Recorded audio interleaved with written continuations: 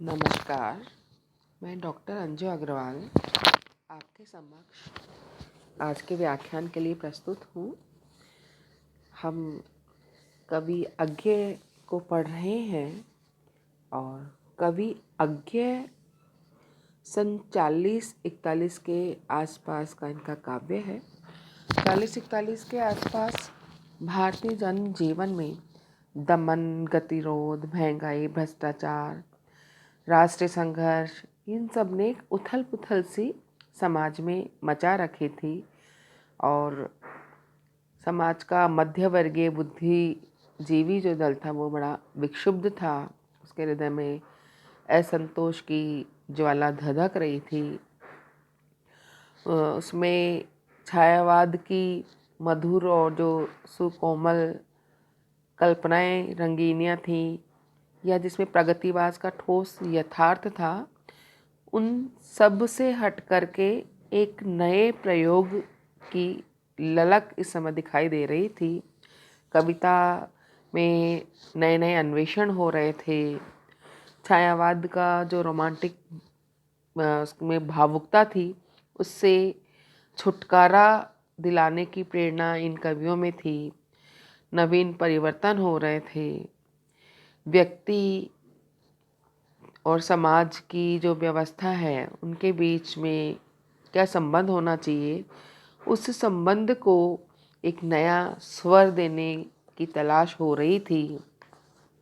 व्यक्तिवादिता और सामाजिक चेतना, इन दोनों में कौन ज़्यादा महत्वपूर्ण है या दोनों एक दूसरे के लिए किस तरीके से कार्य करें, इन सब की खोज हो रही थी, इन सब पर प्रयोग हो रहे थे।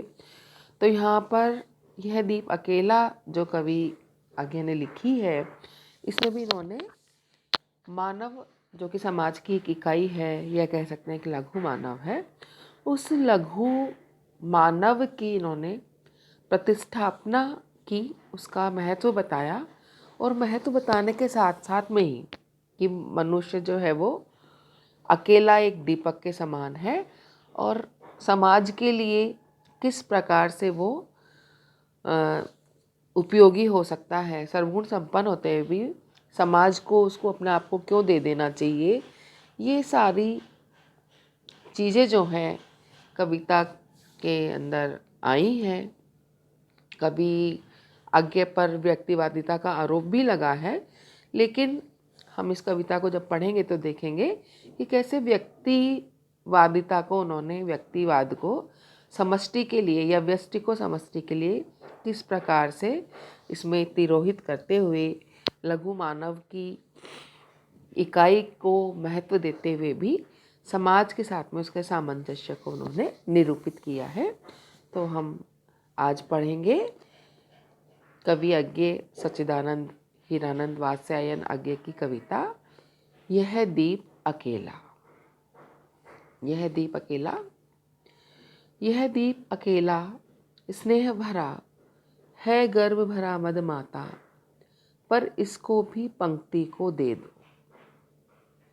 यह जन है गाता गीत जिन्हें फिर और कौन गाएगा, पनडुब्बा ये मोती सच्चे फिर कौन कृति लाएगा। यह समीधा ऐसी आग हटीला बिरला सुलगाएगा। यह अद्वितीय, यह मेरा, यह मैं स्वयं विसर्जित। यह दीप अकेला स्नेह भरा है, गर्भ भरा मत माता, पर इसको भी पंक्ति को दे दो। अब यहाँ पर दीप जो है वह मनुष्य का प्रतीक है। पंक्ति जो शब्द है वो समाज के लिए या समष्टि के लिए प्रयुक्त हुआ है। व्यष्टि व्यक्ति, समष्टि समाज। तो ये कह रहे हैं यह दीप अकेला।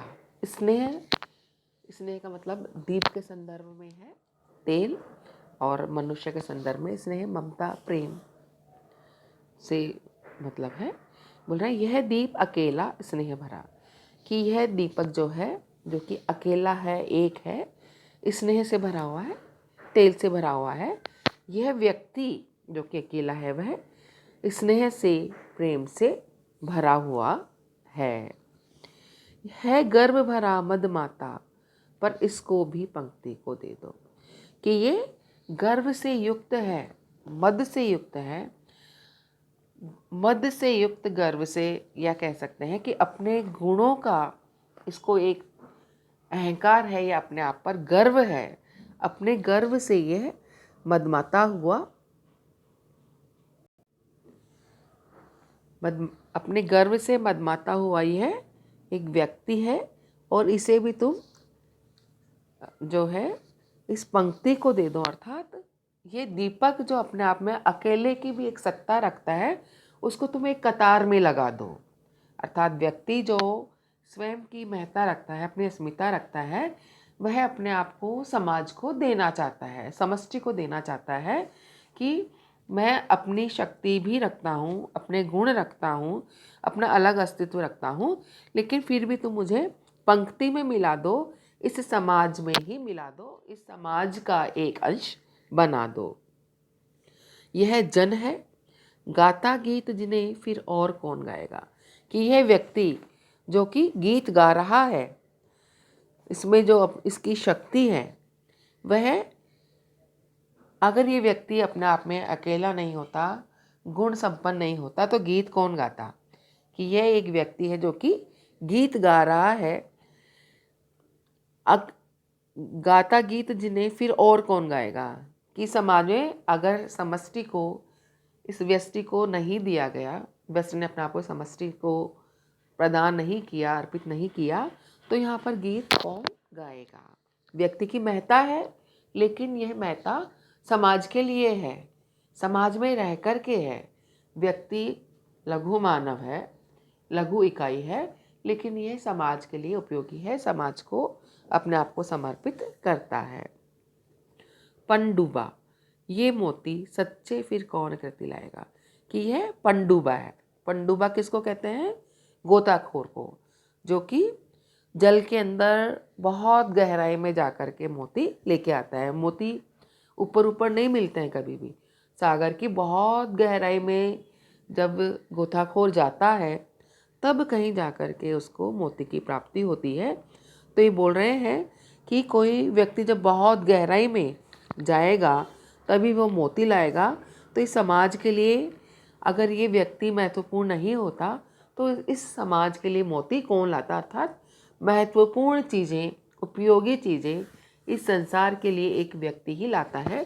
तो वह व्यक्ति स्वयं के नहीं लाता, स्वयं के लिए ना ला करके वो इस समष्टि के लिए वो चीज़ ला करके उसको देता है, समर्पित करता है। तो समाज और व्यक्ति दोनों अपने आप में बहुत महत्वपूर्ण है। व्यक्ति, अब यहाँ पर हम देख रहे हैं कि अज्ञेय व्यक्तिनिष्ठ कवि माने जाते हैं।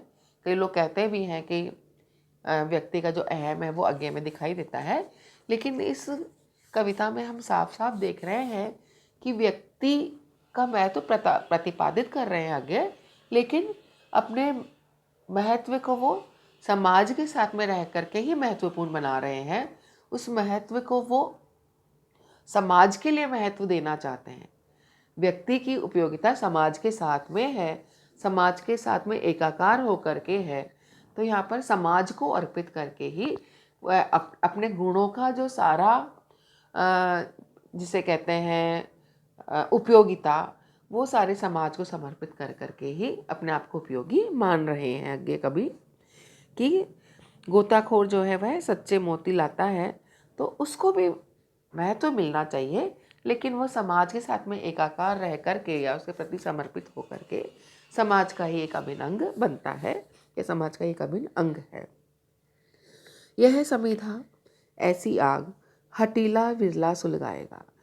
कि समिधा क्या, किसको कहते हैं? हवन की सामग्री को समिधा कहते हैं। कि मनुष्य स्वयं समिधा बन जाता है। इस समाज रूपी हवन के लिए व्यक्ति स्वयं जल जाता है। समिधा की सामग्री के बाद, जैसे हवन में समिधा जब डालते हैं तब यज्ञ की जो अग्नि है वह प्रज्वलित होती है, ऐसे ही समाज के लिए व्यक्ति अपने आप को समर्पित कर देता है, अपने आप को समिधा बना देता है, समिधा की सामग्री बना लेता है। कि व्यक्ति महत्वपूर्ण है, लेकिन यह व्यक्ति समाज के लिए है। यह अद्वितीय, यह मेरा, यह मैं स्वयं विसर्जित। कि ये व्यक्ति बहुत, यहाँ पर यह शब्द प्रयुक्त हो रहा है व्यक्ति के लिए, व्यष्टि के लिए, कि यह जो व्यक्ति है यह अद्वितीय है। ऐसा इस समाज में व्यक्ति जैसा और कोई नहीं है, यह अद्वितीय है। यह मेरा, और यह मेरा, मेरा अहम, मेरा अभिमान, मेरा गर्व, यह मैं स्वयं विसर्जित, कि मैं अपने आप को स्वयं विसर्जित कर रहा हूँ इस समाज के लिए, इस समाज को अपने आप को दे रहा हूँ, इस समाज पर स्वयं निछावर हो रहा हूँ, अपने अहम को त्याग रहा हूँ, अपने अस्तित्व को समाज की भलाई के लिए, समाज के कल्याण के लिए अपने आप को दे रहा हूँ, अस्तित्व को त्याग रहा हूँ। यह दीप अकेला स्नेह भरा है, गर्व भरा मत माता, पर इसको भी पंक्ति को दे दो। कि यह व्यक्ति अपने आप में, ये जो दीपक है ये अकेला है, स्नेह से भरा हुआ है, गुणों से भरा हुआ है, अपनी इच्छाओं से, अपने कृत्यों से, अपने बहुत महत्वपूर्ण कृत्यों से भरा हुआ है। लेकिन यह अकेला महत्वपूर्ण होते हुए भी अपने गर्व से, अपने आप पर अपने अभिमान करता हुआ, मतमाता हुआ है, अपने आप को बहुत महत्वपूर्ण मानता है। लेकिन इसको भी पंक्ति को दे दो। पंक्ति यहाँ पर समाज का प्रतीक है, कि जैसे एक दीपक अकेला प्रकाशित हो रहा है, लेकिन समस्त दीपों की पंक्ति में लग कर के वो और अधिक प्रकाश देगा, वैसे ही व्यक्ति अपने आप में महत्वपूर्ण गुण लिए हुए है, बहुत विशेषताएं लिए हुए है, लेकिन वो उस समाज को विसर्जित होकर के, समाज के लिए त्याग करके, या समाज में मिलकर के अपनी व्यक्तिवादी, अपनी व्यक्तिशः जो उसकी क्षमताएं हैं उनको समाज को दे करके, समाज के लिए समर्पित होकर के वह उसमें मिल जाना चाहता है। कि ये व्यक्ति अपने आप में स्नेह से भरा हुआ है और इसे तुम समष्टि को प्रदान कर दो। कि यह व्यक्ति समष्टि में मिलने के लिए, सब में मिलने के लिए, समाज में मिलने के लिए, समाज के कल्याण के लिए, अपने अस्तित्व को मिटाने के लिए, या अपने आप का अस्तित्व रखते हुए भी समाज के साथ में मिलकर कार्य करने के लिए तैयार है। इस दीपक को, इस व्यक्ति को, समष्टि को, समाज को दे दो। आज हम इतना ही करते हैं, कल इस व्याख्यान को आगे बढ़ाएंगे। धन्यवाद।